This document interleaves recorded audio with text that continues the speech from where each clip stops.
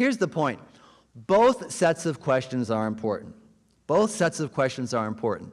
And if we lose sight of either perspective, the Jesus of history or the Christ of faith, we risk turning Jesus either into God pretending to be human or a human being pretending to be God. The two approaches are complementary, not contradictory.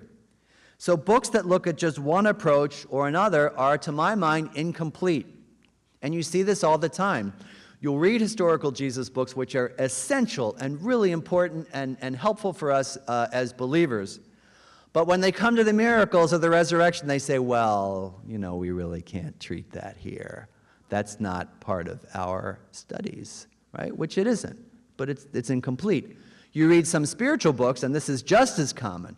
You read books on you read books on the Christian faith, and they talk about how Christ saves us and all that.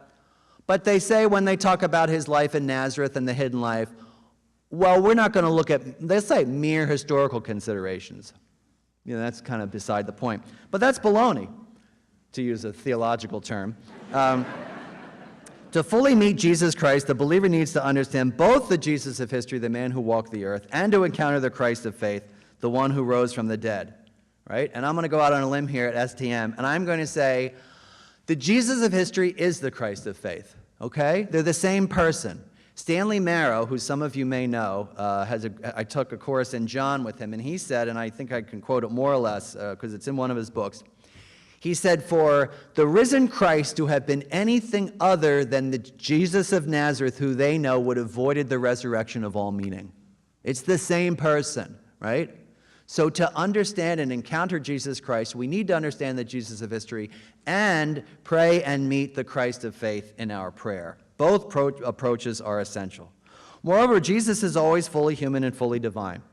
Right? That is, he's not divine, and it's not like, okay, I'm going to raise Lazarus from the dead, I have to put my divine hat on. And now I'm going to go back to being human. Well, that was, back to being human.